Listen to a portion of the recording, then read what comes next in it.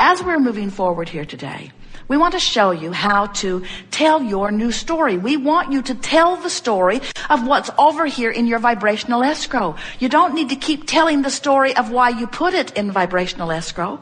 You don't have to explain to the universe. Your mother, we sort of got that. Your mother, you found that if you pleaded a really needy case, sometimes she'd give up the goods. But when you plead a needy case to the universe, you hold yourself in the vibration of need, and the universe, the abundant universe, cannot give you. Your need cannot be fulfilled. Your needs cannot be fulfilled. Need and fulfillment are opposite vibrations on the vibrational scale. If you need it, you can't get it. Isn't that interesting? Jerry and Esther have a lovely friend who's a waiter at a restaurant in Boston. They look forward to seeing him twice a year when they go back, and they eat there every day for the time that they are there. They become very good friends, and he gives them the most delightful experience. There is everything about him that they adore. And on the next to the last night, Esther gave him a very remarkable gratuity. And the next night, he said to them, I don't need that kind of gratuity from you. And Esther said, and if you did, we wouldn't give it to you. We never give out of need. We don't look around for lackful people. It defies the laws of the universe. When you are in your thriving, that's when you draw from us. The more someone thrives, the more we want to play. The more someone needs, the more invisible to us they are. When you are a vibrational match to thriving, you hook up with the other thrivers that law of attraction has amassed in your vibration. When you hook up with needers, you hold yourself apart from the thriving you've asked for, and law of attraction hooks you up with other needers. It's just law. It's just truth. It's just fact. It's just evidence of vibration. So you can play it any way you want. You can tell a needy story. You can tell a prosperous story. And if you're in need, we understand how the needy story comes easier. Those words are easier, and in many cases you've practiced them longer, and you have very funny stories to tell in your needy way. But if you will begin practicing the new story, if you're in need and you tell an angry story instead of a fearful or powerless story, your angry story will serve you, because there's more empowerment in your angry story than there was your needy, powerless story. But after a while, your angry story will not serve you. After a while, a less angry story will serve you better. And after a while, a story of frustration will serve you. Now, if you're really feeling powerless, don't try to tell a positive story. You'll choke on your own words and trip over your own tongue. It will backfire, because those vibrational frequencies are too far apart, and you can't fake it. You can't fake a vibration to the universe. So, if you are telling a story of frustration, now try to tell a more hopeful story. And once your hopeful stories on the dominant subjects of your life become normal practice stories to you, when you start feeling hopeful, when you are in a place of hope, you are in the vibrational range of your vortex. And if you can stay there, if you can manage to maintain a hopeful story, I'm really looking forward to wouldn't it be nice if? Wouldn't it be nice if? Won't it be nice when? If you can maintain those good feeling stories, you'll be close enough to this vortex that it will bring you in to where the rendezvous and the things that you've been asking for are. And then, as the manifestations begin to occur, you easily move from hopeful into knowing. Do you need to know something before it will be? No. You just need to be within range so that the universe can show you that it is. In other words, when you believe something, the universe will show it to you again and again. But how can you believe something you doubt? You have to work your way into closer and closer and closer belief. And when you get into the range of belief, the universe will give you the evidence to take you all the way in. And once you begin hanging around in belief on those subjects, you will come to a place of knowing. You will know your power. You will know your value. You will know the well-being of this time-space reality. You will know the well-being of the eternal nature of that which you are. You will know the reason for your being. You will come to remember that you came forth not to fix things that are broken. You came forth to explore the environment, to make things that are better. Through the clarity of that which you are about. You are focusing mechanisms. You are creative genius. And you create through the stories you tell, through the thoughts you think, through the life you live, through the vibration that you offer. You have control of the vibration you offer because you have control of the thoughts you think. And you have control of the thoughts you think because you have the capacity to tell an improved story no matter what.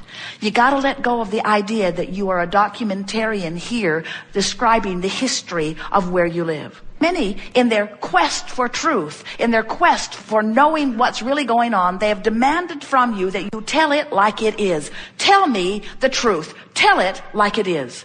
Tell me where you've been, what you've been doing. Tell me where you are. And we say, don't do it. Don't do it. It will root you to the spot.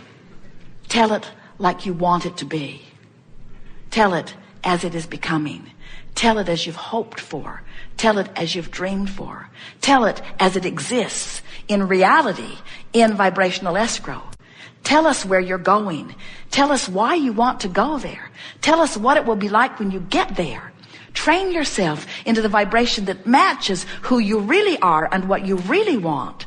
And let life in its real life manifested form reflect it back to you vividly. Sometimes you are careful about the behavior you offer because you are aware that others are watching your behavior and they hold you to standards. Jerry and Esther receive a box every Saturday from the office, and in the box this Saturday was a speeding ticket for Esther. A camera had taken their picture and a picture of the license plate, which Esther thought she'd blurred sufficiently, but apparently not.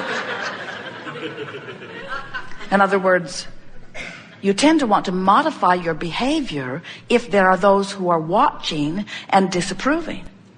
And you even tend to watch your words if others are listening who might disapprove. Because many of you, in fact, most of you, have set yourselves into a mindset that you care about what others think about you. You care how they respond.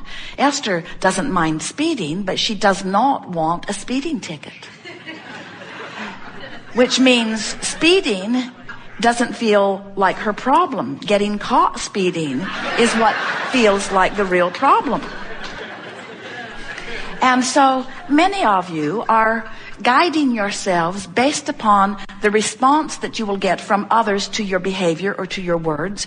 And since you don't think that they can hear your thoughts, you don't worry so much about your thoughts. You're more careful about what you do and what you say. Not always. You're getting bolder as you get older. But the older you are, the less you care.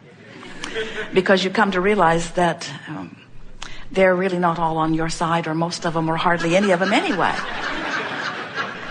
But what we're wanting you to come to realize is that you are broadcasting and the universe is responding.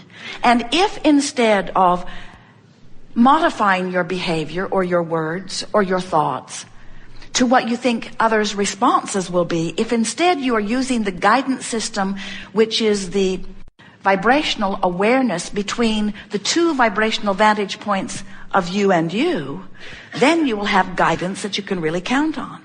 And what we mean by that is, before you came into this physical body, you were consciousness. And now you are in this physical body, you still are consciousness. But you are not non-physical consciousness and then physical consciousness. It isn't what you call dead and then alive. You are always non-physical consciousness. And even while you are here in this physical body, it's only a small part of the consciousness that is really you that is participating in this personality that you know as you.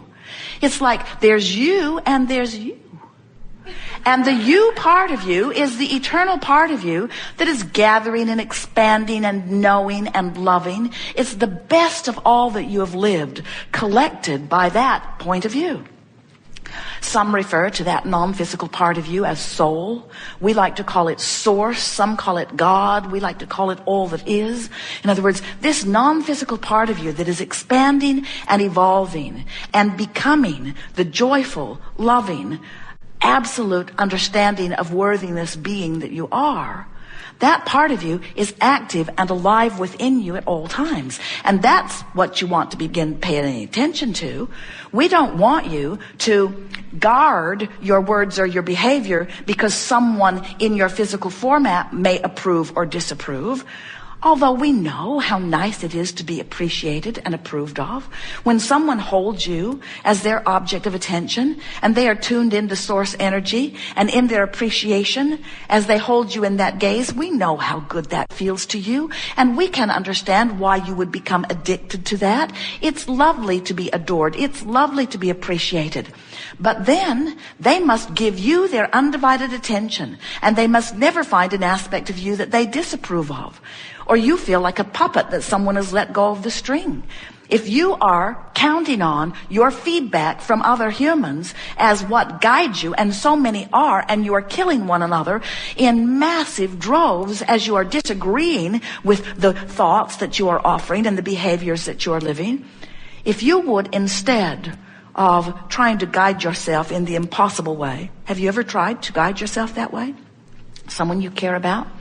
Maybe it started out as one of your parents or both of them. It's hard if there were two of them because they weren't the same. They wanted different things from you, nearly drove you crazy when you were little. But have you ever had someone who you so want to please them and you stand on your head, you train yourself into the behavior and even thought processes that they want from you, and they're very good at it, aren't they? They smile or they frown. They hug or they slap. They bless you with benefit or they withhold from you things that you want. In other words, it's pretty easy for someone to train you. Have you ever been trained by someone? And then, just when you thought you were as good as they wanted you to be, they changed their point of view. They set up different standards. So the hoops and the jumping just became more and more and more. Have you ever had two people in your life that you were trying to please who were different? Who wanted different things from you? So you please that one when that one's around, and that one when that one's around. And oh, please don't ever let them be in the same room at the same time. You find yourself being a schizophrenic. You find yourself shutting down, not showing who that one knows you to be to that one, or who that one knows you to be to that one, because things don't go well when you do that. Have you ever experienced that? Have you ever walked into a room and you can feel that something was going on in there before you got there? That now you're there, they're not talking about it anymore?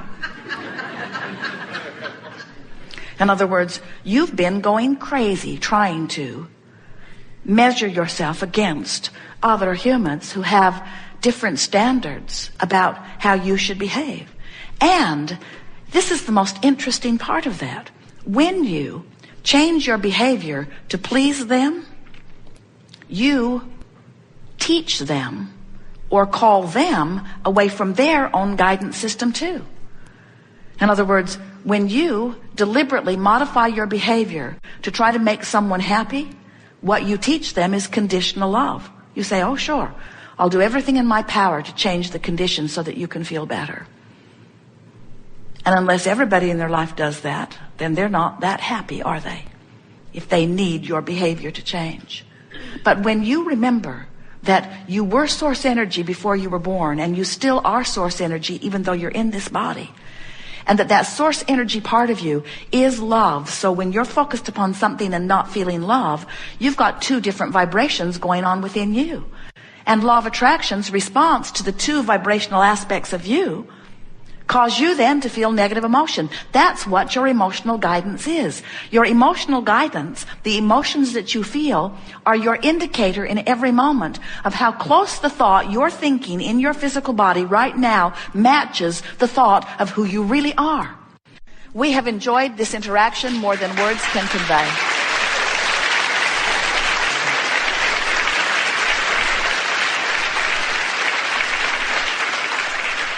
This has been a delicious unfold.